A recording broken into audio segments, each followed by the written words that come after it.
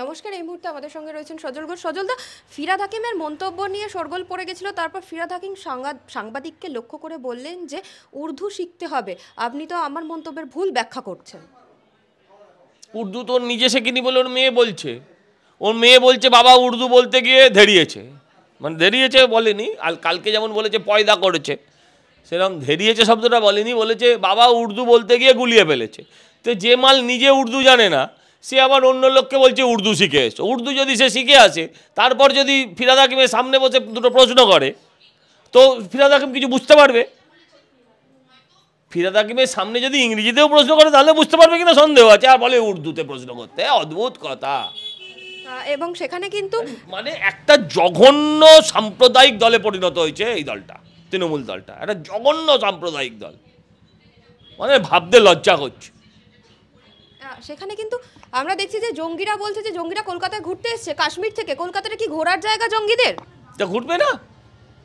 এখানে পিসির মতন একজন মুখ্যমন্ত্রী, যেখানে তাদেরকে এত বড় আশ্রয়দাতা, তাদের তীর্থক্ষেত্র, জঙ্গিদের ফুপা থাকে এখানে, তো জঙ্গিরা এই রাজ্য ছাড়া কোথায় ঘুরতে যাবে? উত্তরপ্রদেশে?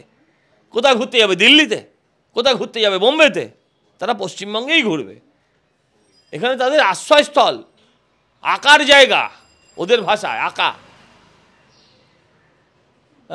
মেন্টার জঙ্গিদের। তিনি এই রাজ্যের মুখ্যমন্ত্রী, সেই রাজ্যে এসে জঙ্গিরা একটু বেড়াতে আসবে না তো কোথায় বেড়াতে যাবে? তো সেখানে কিন্তু আগে দেখছিলাম জাল পাসপোর্ট উদ্ধার হচ্ছিল, এবার দুই বিধানসভা থেকে ভোটার কার্ড উদ্ধার হচ্ছে বাইরের লোকের নামে একেবারে। আচ্ছা ভাই, পাসপোর্ট করতে গেলে তো আগে ভোটার কার্ড লাগেই।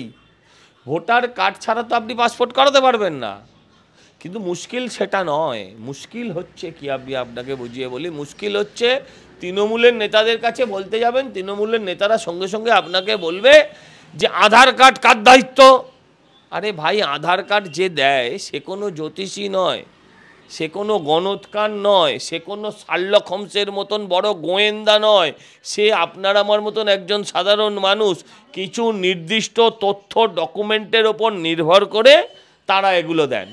এই প্রথম ডকুমেন্টটা কি? প্রথম ডকুমেন্ট হচ্ছে স্থানীয় পঞ্চায়েত, স্থানীয় পৌরপ্রতিনিধি, স্থানীয় কাউন্সিলর, তাদের থেকে আগে প্রথম হচ্ছে রেসিডেন্সিয়াল সার্টিফিকেট, যে উনি এখানে থাকেন, ওনার পরিবার এখানে থাকেন দীর্ঘ এত বছর। আমাকেও লিখতে হয়, কিন্তু আমি লেখার আগে আগে যাচাই করে দেখি, আর ওরা নোটটা গুনে নেয় বা ধর্ম যাচাই করে নেয়, করে নিয়ে তারপর তারা লেখে। এইবারে নিয়ে প্রথমে সে অ্যাপ্লাই করবে কি? প্রথমে অ্যাপ্লাই করবে রেশন কার্ড। সব অনলাইন। বলবে আমার কিছু নেই, আমার বাবারও কিছু নেই, হ্যাঁ বাবা এখানে থাকে, এই কাউন্সিলরের সার্টিফিকেট, 15 বছর ধরে এই পরিবার এখানে বাস করে।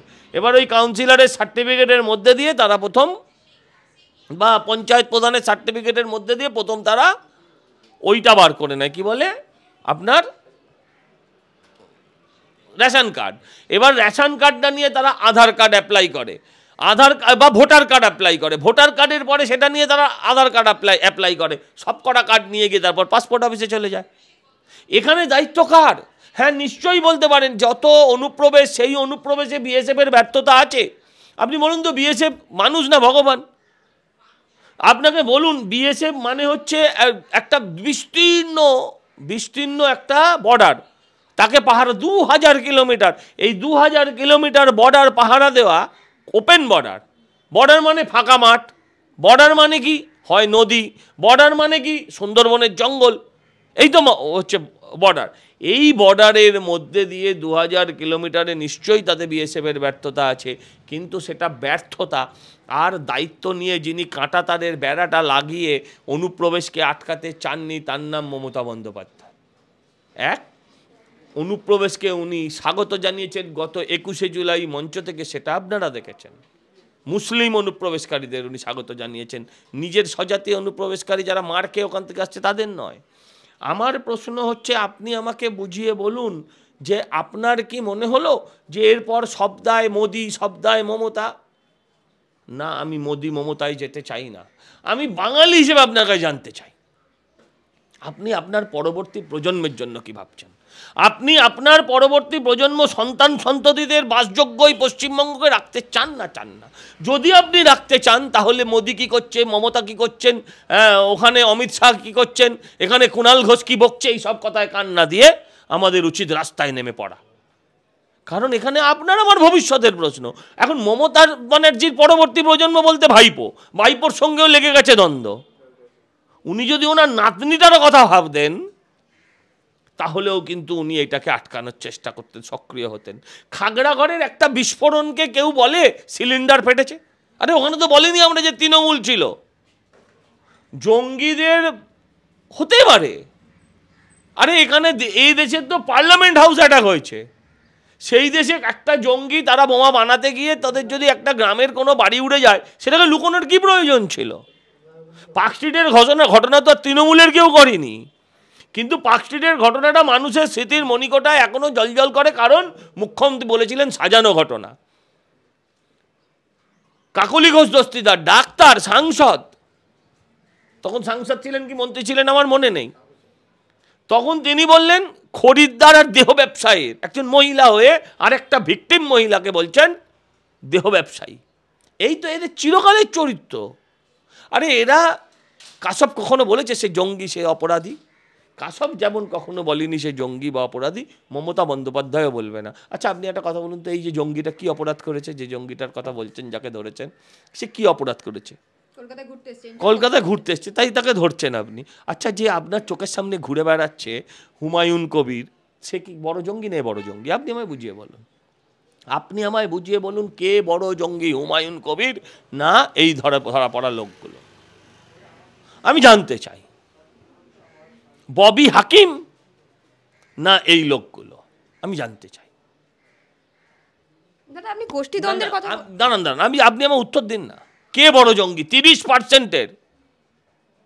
30% মাইনরিটি হিন্দুর গলা কেটে ভাগীরথীর জলে ভাসিয়ে দেবো, এমন কথা গজনীর সুলতান মাহমুদও কখনো বলেননি। যার টাকার দরকার হলেই যে নাদির শাহ ভারতবর্ষকে লুট করতে আসতো, সেও কখনো হয়তো বলেনি।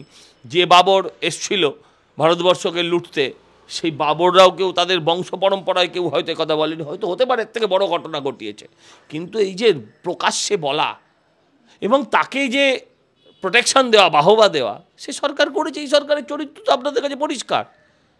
আপনি বলুন যে লোকটাকে ক্যানিং থেকে ধরেছে সে বড় জঙ্গি না হুমায়ুন কবির বড় জঙ্গি? যে বলেছে হিন্দু গর্ভে জন্মানো পাপ, নিজে হিন্দু গর্ভে জন্মেছে, তাহলে সে বড় পাপী? সে বড় জঙ্গি না এই যে লোকটাকে ধরে নিয়ে গেছে সে বড় জঙ্গি? আমার কাছে প্রশ্ন এটা।